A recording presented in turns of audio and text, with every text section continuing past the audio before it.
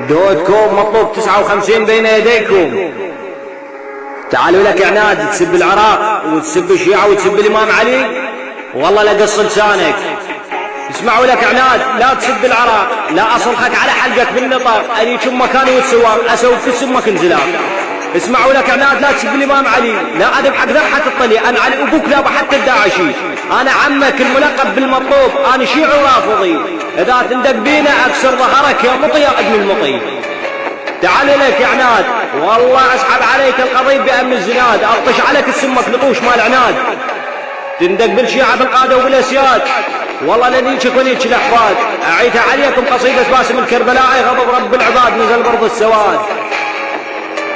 ولك تندق بالشيعة وتسيب، لا أضربك بعير من كربلاء الحلب، عير بكس امك طب وشب، وعير بكس اختك يتدرب، لا عليك كاني وبعرب، أخليك بعلك السمك الأجرب.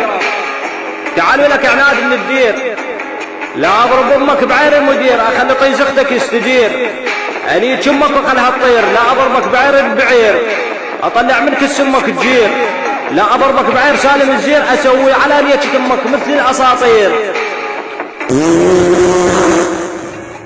ابن القحوة وحق ابو فاضل العباس، اذا تسبون الشيعة من حشد سيدة زينب اكو مش سوريا وفنش على روسكم يا ولد الحرام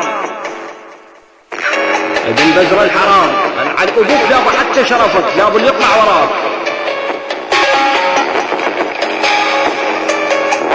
ذني بصاير اوكي، ذني بصاير المرة الثانية عيدها وشوف شو اسوي. وحق محمد اذا ما بس من حشد السيدة زينب الا نفلش على روسكم سوريا، انا علي ابوك لابو حتى سوريا ابن الداعشية.